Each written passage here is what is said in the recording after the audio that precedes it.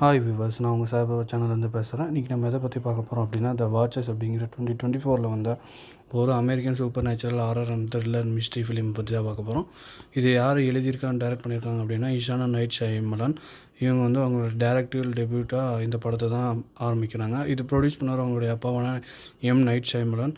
இது வந்து 2022 வந்த நாவலை தழுவி எடுக்கப்பட்ட படம் தான் த வாட்சர். இந்த படத்தில் நடிச்சிருக்கவங்க வந்து யாருன்னா Dakota Fanning, Georgia Campbell, Olwen Fouere, Olivier ஃபினகன்.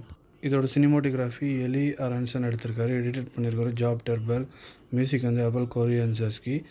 Production company வந்து பிளைண்டிங் ஏஜ் பிக்சர்ஸ், இன்மிட்டபிள் பிக்சர்ஸ்.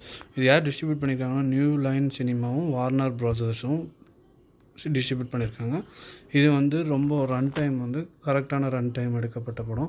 இதோட பட்ஜெட் வந்து 30 மில்லியன். இதோட படத்தோட கதை என்ன அப்படின்னா, நம்மளோட ஹீரோயினான டக்கோட்டா ஃபேனிங் இந்த படத்தில் வந்து அவங்களுடைய அம்மாவை சின்ன வயசுலேயே இழந்திருப்பாங்க. அவங்களுடைய அக்கா தனியாக போயிருப்பாங்க.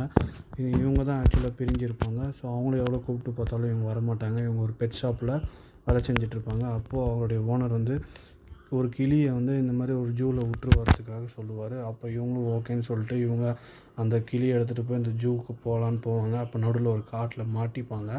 ஏன்னா கார்லாம் ஒர்க் ஆகாதாங்க. ஃபோன், மொபைல், கூகுள் மேப்ஸ் எதுவுமே ஒர்க் ஆகாதனால இவங்க அந்த காட்டுக்குள்ளேயே அலைவாங்க. ஸோ திடீர்னு பறவைகள்லாம் ஓடுற மாதிரி பறக்கிற மாதிரி சத்தம் வரும். அது நடுவில் நம்ம நில அதிர்வுலாம் ஏற்படுற மாதிரி சத்தம் வரும். ஸோ இவங்க ஒருத்தவங்க பார்த்துருவாங்க. அந்த ஒருத்தவங்கள ஒரு டோருக்குள்ளே கூப்பிட்டுட்டு போயிடுவாங்க நம்மளோட ஹீரோயினை. ஸோ அதுக்கப்புறம் என்ன நடந்தது, அந்த காட்டை விட்டு நம்ம ஹீரோயின் வெளியே வந்தாங்களா இல்லையா அப்படின்ற சொல்கிற கதை தான் இந்த த வாட்சஸ் அப்படிங்கிற 2024 வந்த ஃபிலிம்.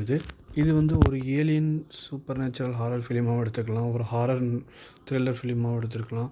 இதோட பேக் ஸ்டோரி ரொம்ப இன்ட்ரெஸ்டிங்காக இருக்கும். அதாவது நம்மளுடைய மனிதர்களும் ஏஞ்சல்ஸ் அப்படி இல்லை ஃபேரிஸ்ன்னு சொல்லுவாங்க. அவங்க எல்லோரும் ஒன்றா சேர்ந்து வாழ்ந்துருப்பாங்க முற்காலத்தில்.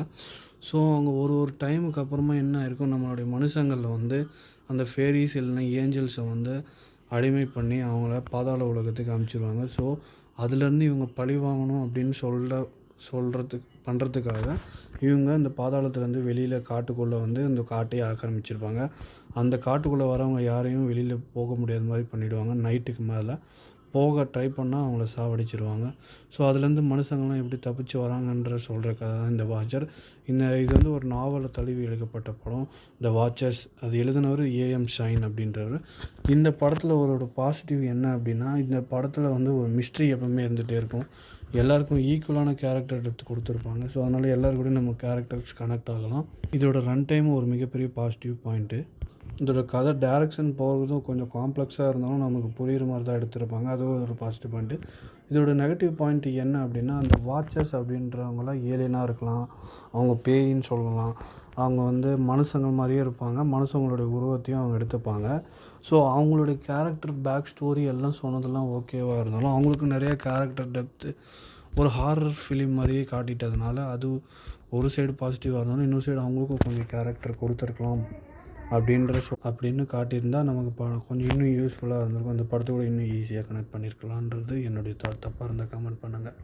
மற்றபடி எனக்கு எதுவும் நெகட்டிவ் இந்த படத்தில் தெரியலன்றது ஒரு நல்ல விஷயம் இந்த படத்தை பொறுத்த வரைக்கும். இதோட cinematography, editing, music and background music, BGM இது எல்லாமே சூப்பராக இருக்கிறதுனால அந்த படத்துக்கு அது ஒரு மிகப்பெரிய ப்ளஸ்ஸாக இருக்கும். நம்ம கூட கதை வந்து மியூசிக் மூலயமா கொஞ்சம் ட்ராவல் ஆகிற மாதிரி இருக்கும். ஸோ அது இதோட பாசிட்டிவ் பாயிண்ட்டுன்னு நான் சொல்கிறேன். இந்த படத்தோட கதையை சொன்னது நான் உங்களுக்கு பிடிச்சிருந்தா லைக் பண்ணுங்கள், ஷேர் பண்ணுங்கள், கமெண்ட் பண்ணுங்கள், மறக்காமல் சப்ஸ்கிரைப் பண்ணுங்கள். தேங்க்யூ.